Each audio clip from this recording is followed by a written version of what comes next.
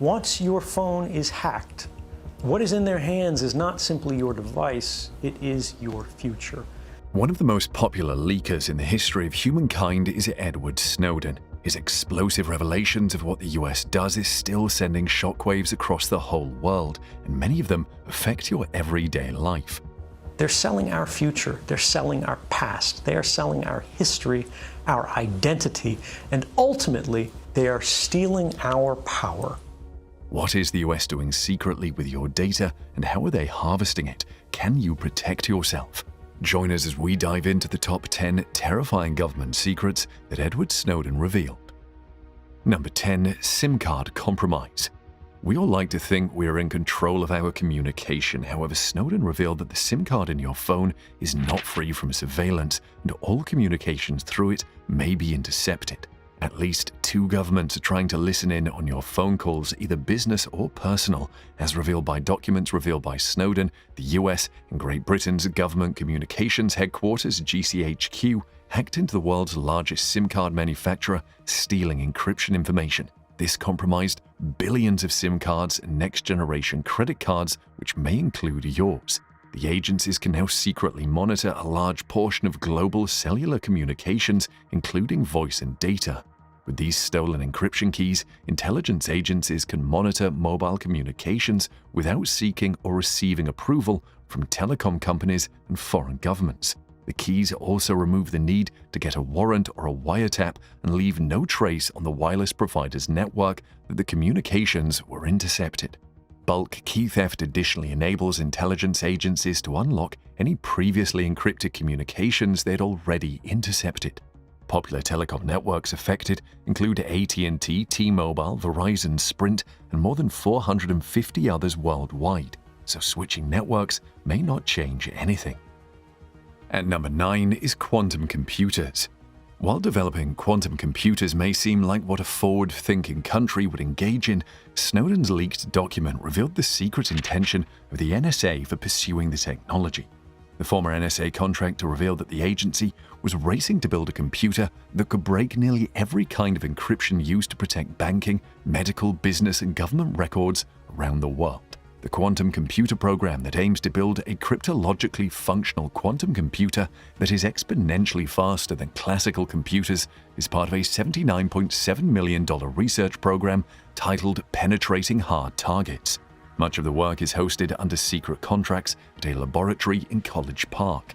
With this technology, no current forms of public key encryption are safe from the NSA, including those used on many secure websites, as well as the type used to protect state secrets. Interestingly, it is not only the US government that is trying to develop its quantum computer. The EU and Switzerland are also actively working on this tech and are reportedly making significant advances, even almost catching up with the US. However, just what they plan to do with their own computer is not known. Number 8 is the Project Dishfire, which again targets your phone communication. If you are sending an SMS, make sure you reread the content to be sure there is nothing another pair of eyes must not see. This is because, as Snowden revealed, the eye of the NSA sees your SMS.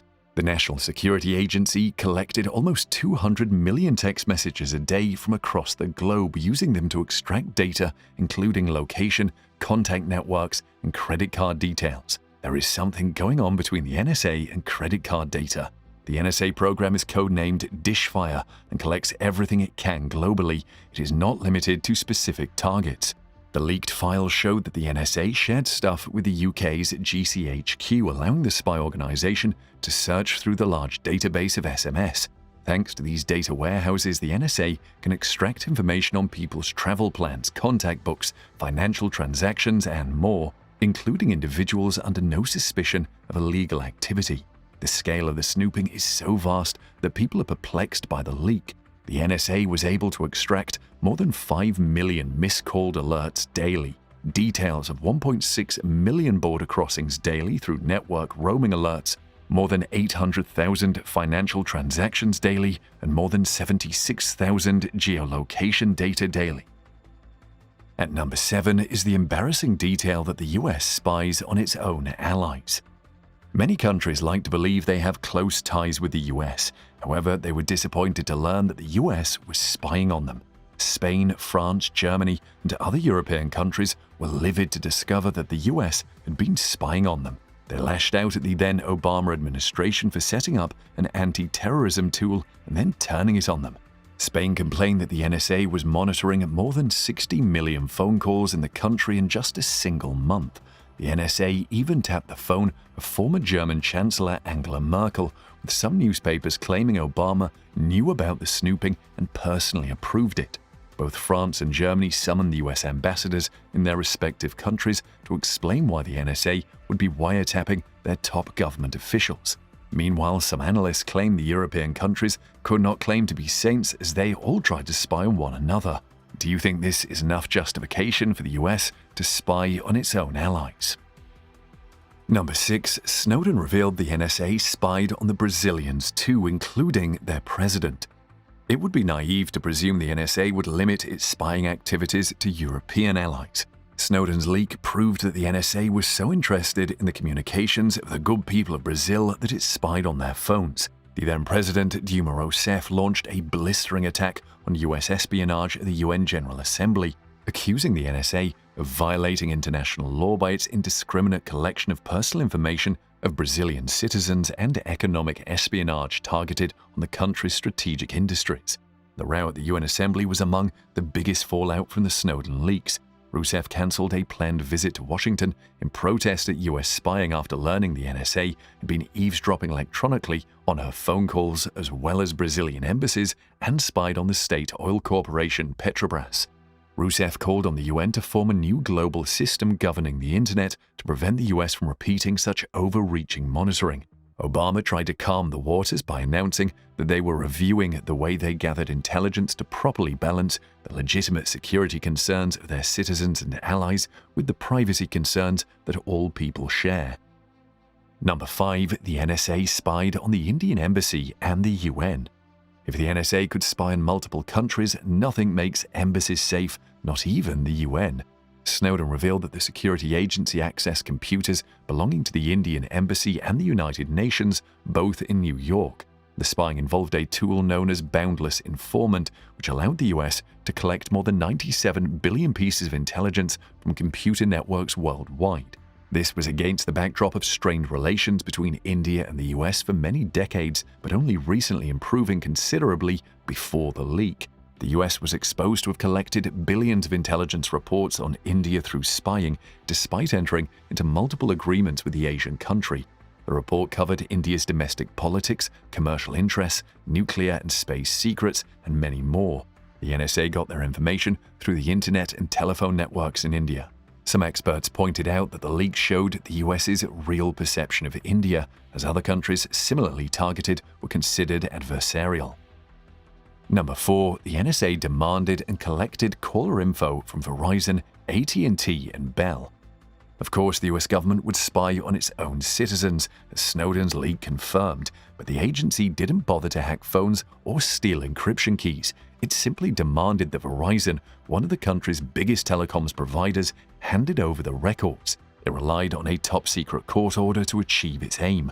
The order, a copy of which has been obtained by The Guardian, requires Verizon on an ongoing, daily basis to give the NSA information on all telephone calls in its systems, both within the US and between the US and other countries. What was troubling about this data gathering was that the communication records of millions of US citizens were collected indiscriminately and in bulk, regardless of whether they were suspected of any wrongdoing. Normally, court orders were granted to receive the data pertaining to specific individuals for specific reasons, but the NSA decided to gather indiscriminately here. The information collected included the number of both parties on a call, location data, call duration, unique identifiers, and the time and duration of all calls. Number 3. The US hacked China.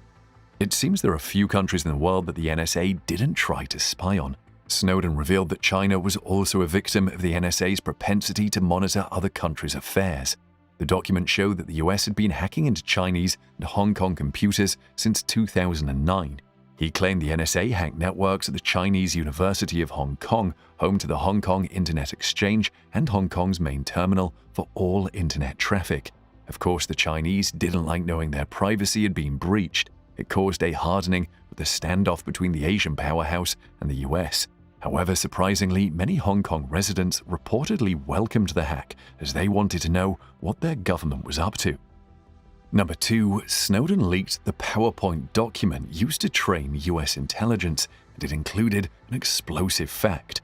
You don't expect the US to simply send their intelligence officers into the field without training, or did you?